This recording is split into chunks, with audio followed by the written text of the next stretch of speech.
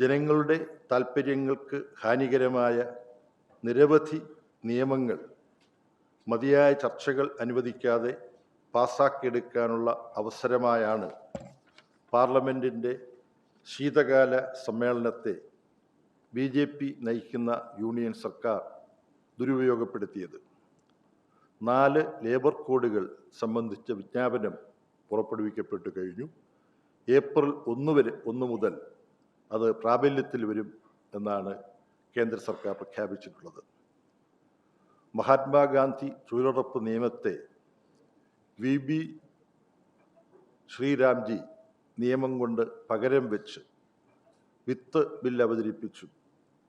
വൈദ്യുതി ഭേദഗതി ബില്ലിൻ്റെ അവതരണത്തിനുള്ള തയ്യാറെടുപ്പും ഒക്കെയായി വിവിധ വിഭാഗം ജനങ്ങൾക്ക് നേരെ അതിതീക്ഷ്ണമായ ആക്രമണ പരമ്പരകളാണ് മോഡി ഗവൺമെൻറ്റിൻ്റെ ഭാഗത്തു നിന്നുണ്ടാവുന്നത്.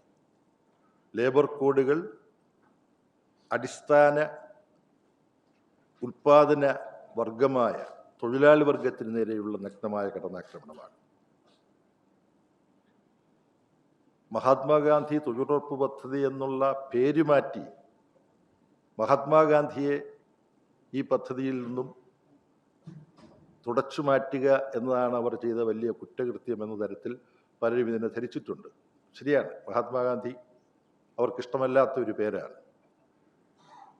ഇവർ ഉയർത്തിപ്പിടിക്കുന്ന വർഗീയ നിലപാട് പിന്തുടർന്ന ഒരാളാണ് മഹാത്മാഗാന്ധിയെ വെടിവെച്ചു കൊന്നത് എന്ന് നമുക്കറിയാം. മഹാത്മാഗാന്ധിയെ വെടിവെച്ചു കൊന്ന ആളിൻ്റെ രാഷ്ട്രീയത്തിൻ്റെ പിന്മുറക്കാരാണ് ഇപ്പോൾ ഇന്ത്യ ഭരിക്കുന്നത്. പക്ഷേ ഈ തൊഴിലുറപ്പ് പദ്ധതിക്കെതിരായി ഇപ്പോൾ കൊണ്ടുവന്നിട്ടുള്ള നിയമമെന്ന് പറഞ്ഞാൽ ഗ്രാമീണ ജനതയ്ക്കെതിരായ നഗ്നമായൊരു യുദ്ധമാണ്. അതിൻ്റെ ഏറ്റവും ചുരുങ്ങിയ കാര്യങ്ങൾ മനസ്സിലാക്കിയാൽ തന്നെ ഇത് വ്യക്തമാകും. ഇപ്പോൾ ഈ പുതിയ ഭേദഗതിയുടെ ഏറ്റവും പ്രധാനപ്പെട്ട ഭാഗം ഇത് നടപ്പാക്കുന്നതിൻ്റെ ഉത്തരവാദിത്വം മുഴുവൻ സംസ്ഥാന ഗവൺമെൻറ്റുകൾക്ക് മേലാണ്. സാമ്പത്തിക ചെലവ് മുഴുവൻ കേന്ദ്രമായിരുന്നുവെങ്കിൽ ഇപ്പോൾ 40% സാമ്പത്തിക ചെലവും സംസ്ഥാനങ്ങൾ വഹിക്കണം. ഇതൊരു ഭാഗം മാത്രമാണ്. ഈ പദ്ധതി എവിടെ നടപ്പാക്കണമെന്നത് കേന്ദ്ര ഗവൺമെൻറ് നോട്ടിഫൈ ചെയ്യുമ്പോൾ മാത്രമാണ് ഒരു പ്രദേശത്തെ ജനങ്ങൾക്ക് ഇതിൻ്റെ ആനുകൂല്യത്തിന്, തൊഴിലുറപ്പ് പദ്ധതിയുടെ ആനുകൂല്യത്തിന് അവകാശമുള്ളത്. ഉദാഹരണത്തിന് അവർക്ക് കേന്ദ്ര ഗവൺമെൻറ് നോട്ടിഫൈ ചെയ്തു എന്ന് വെക്കുക. ഇത് കേരളത്തിലെ 2 ജില്ലകൾ, പാലക്കാട്, വയനാട്, ഈ 2 ജില്ലകളിലേ ഉള്ളൂ. ഈ 2 ജില്ലകളിലും 2 ബ്ലോക്ക് അവർക്ക് ഐഡൻറ്റിഫൈ ചെയ്യാം. അട്ടപ്പാടി ബ്ലോക്ക് പാലക്കാട് ജില്ലയിൽ, വയനാട്ടിൽ വേറൊരു ബ്ലോക്ക്. ഇവിടെയാണ് നടപ്പിലാവുക എന്ന് പറഞ്ഞാൽ ഇപ്പോൾ തൊഴിലുറപ്പ് പദ്ധതി ഞങ്ങൾ തൊഴിൽ ചെയ്യാൻ, അൺസ്കിൽഡായിട്ടുള്ള ജോലി ചെയ്യാൻ തയ്യാറാണ് എന്ന് പറഞ്ഞ് ഇന്ത്യയിൽ ആര് എവിടെ ഈ തൊഴിലുറപ്പ് പദ്ധതിയിൽ ഞങ്ങൾക്ക് പങ്കാളിയാകണമെന്ന് ആവശ്യപ്പെട്ടാലും ഈ നിയമമനുസരിച്ച്, നിലവിലുണ്ടായിരുന്ന നിയമമനുസരിച്ച് അവർക്ക് തൊഴിൽ കൊടുക്കണം. തൊഴിൽ കൊടുത്തില്ലെങ്കിൽ തത്തുല്യമായ നഷ്ടപരിഹാരം കൊടുക്കണം. അതാണ് നിലവിലുള്ള നിയമം.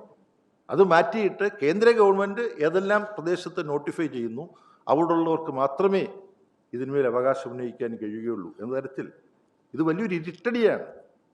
ഗ്രാമീണ ദരിദ്രരുടെ ജീവിതത്തിന് അല്പം ആശ്വാസം നൽകിയിരുന്ന ഒരു പദ്ധതി ഇടതുപക്ഷം വലിയ തോതിൽ ഇടപെട്ടതിൻ്റെ ഫലമായി UPA ഗവൺമെൻറ് നടപ്പാക്കിയ പദ്ധതി. ആ പദ്ധതി നിഷ്കരുണം തകർക്കപ്പെട്ടിരിക്കുകയാണെന്നുള്ളതാണ് യാഥാർത്ഥ്യം.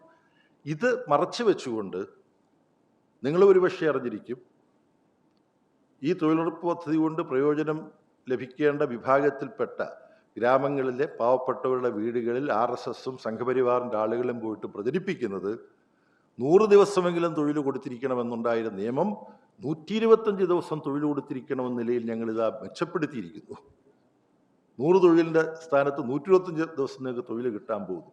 പച്ചക്കള്ളമാണ് പ്രചരിപ്പിക്കുന്നത്. അപ്പോൾ ഇത് കേന്ദ്ര കമ്മിറ്റി വളരെ ഗൗരവമായി ചർച്ച ചെയ്തു. ലേബർ കോഡുകൾ തൊഴിലാളി വർഗത്തിനെതിരാണ്. തൊഴിലുറപ്പ് പദ്ധതി അട്ടിമറിക്കപ്പെട്ടിരിക്കുന്നു. കർഷകർക്ക് കിട്ടുന്ന വിദ്യുത് ശക്തി സബ്സിഡി ഇല്ലാതാക്കുന്നതാണ് വിദ്യുത് ശക്തി ബില്ല്. കൺസ്യൂമേഴ്സിന് കിട്ടുന്ന, ഉപഭോക്താക്കൾക്ക് കിട്ടുന്ന ആനുകൂല്യങ്ങൾ വിദ്യുത് ശക്തി ബില്ലിലൂടെ ഈ മേഖലയെ സ്വകാര്യവൽക്കരിക്കുന്നതിലൂടെ ഞാനും നിങ്ങളും വിദ്യുത് ശക്തി ഉപയോഗിക്കുന്നവരെല്ലാം മോഡി ഗവൺമെൻറ് നയങ്ങളിലൂടെ കടന്നാക്രമിക്കപ്പെടുകയാണ്. വിത്ത് ബില്ല് കാർഷിക മേഖലയ്ക്ക് വലിയ ആഘാതമാണ്.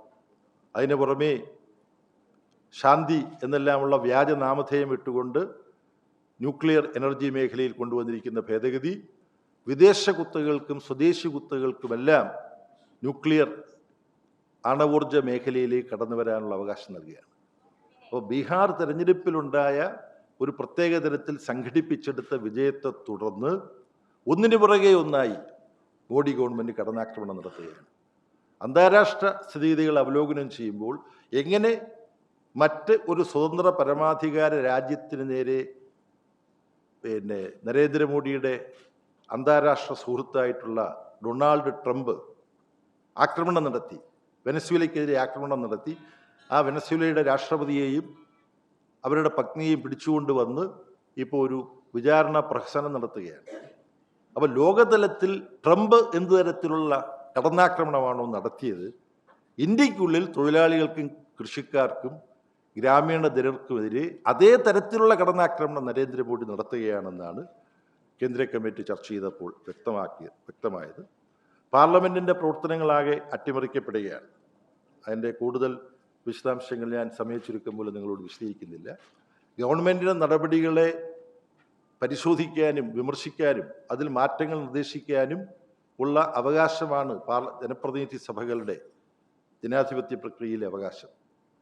ആ അവകാശം മുഴുവൻ എടുത്തു കളഞ്ഞുകൊണ്ട് ഗവൺമെൻറ് ഇച്ഛിക്കുന്ന നിയമങ്ങളെല്ലാം ബുൾഡോസ് ചെയ്ത് പാർലമെൻറ്റിൽ ചർച്ച കൂടാതെ പാസ്സാക്കിയെടുക്കുന്ന ഒരു രീതിയിലേക്ക് പാർലമെൻറ്റിൻ്റെ നടപടിക്രമങ്ങൾ മാറിക്കൊണ്ടിരിക്കുകയാണ് ഈ നാളുകൾ.